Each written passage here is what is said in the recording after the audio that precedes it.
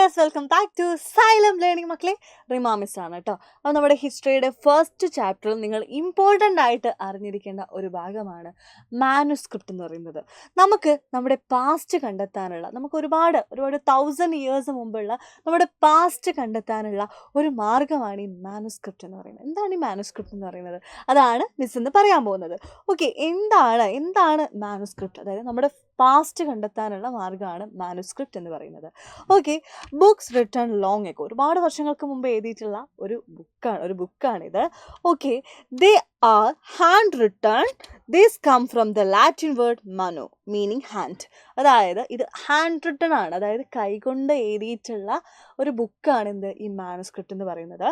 Latin വേർഡായിട്ടുള്ള മാനുവിൽ നിന്നാണ് നമ്മുടെ manuscript എന്ന വേർഡ് വന്നിട്ടുള്ളത്. മാനു മീൻസ് ഹാൻഡ് എന്നാണ്. ഓക്കെ, അപ്പോൾ ഒരുപാട് വർഷങ്ങൾക്ക് മുമ്പ് എഴുതിയിട്ടുള്ള ഒരു ബുക്കാണിത്, നമ്മുടെ കൈകൊണ്ട് എഴുതിയിട്ടുള്ളതാണിത്. മാനു എന്ന് പറഞ്ഞിട്ടുള്ള ലാറ്റിൻ വേർഡിൽ നിന്നാണ് ഇത് ഉത്ഭവിച്ചിട്ടുള്ളത്. മാനു എന്ന് പറഞ്ഞാൽ ഹാൻഡ് എന്നാണ് അർത്ഥം.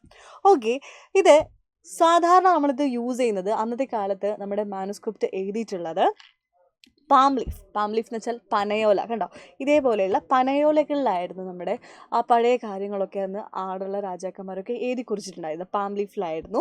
Specially prepared bark of trees known as birch. അതായത് ആ ബിർച്ച് എന്ന് പറഞ്ഞിട്ടുള്ള ട്രീസിൻ്റെയൊക്കെ പുറന്തോടില്ലേ, അതായത് ഇപ്പോഴത്തെ ഇതിൻ്റെ ബാർക്ക് ഉണ്ടോ, പുറത്തുള്ള ആ തൊലിയിലൊക്കെ ആയിരുന്നു ഇതൊക്കെ എഴുതിയിട്ടുണ്ടായിരുന്നത്, മാനുസ്ക്രിപ്റ്റുള്ള കാര്യങ്ങളൊക്കെ എഴുതിയിട്ടുണ്ടായിരുന്നത്.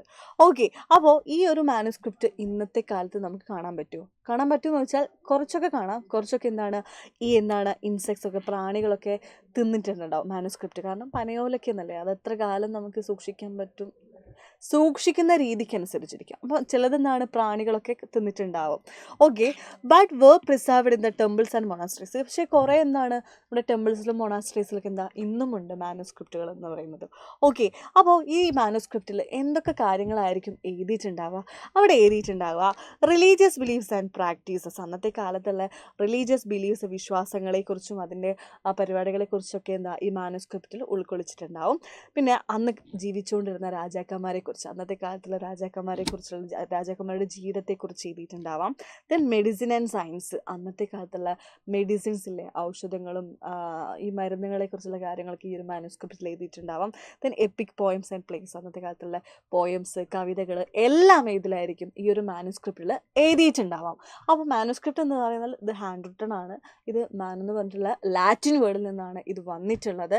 ഇതിൽ എന്തൊക്കെ കാര്യങ്ങളായിരിക്കും എഴുതിയിട്ടുണ്ടാവുക, ഇന്നത് എവിടെയൊക്കെ ഉണ്ടാവുക, ടെമ്പിൾസിലോ മൊണാസ്ട്രീസിലായിരിക്കും ഉണ്ടാവുക. അപ്പോൾ ഇത്രയാണ് നമ്മുടെ പാസ്റ്റ് കണ്ടെത്താനുള്ള ഒരു മാർഗ്ഗമായിട്ടുള്ള മാനുസ്ക്രിപ്റ്റിൽ നിന്ന് മക്കൾ അറിഞ്ഞിരിക്കുന്നത്. അപ്പോൾ ഇതേപോലത്തെ കുഞ്ഞു വീഡിയോസായിട്ട് മിസ് ഇനിയും വരുന്നതായിരിക്കും. Tata, bye, see U.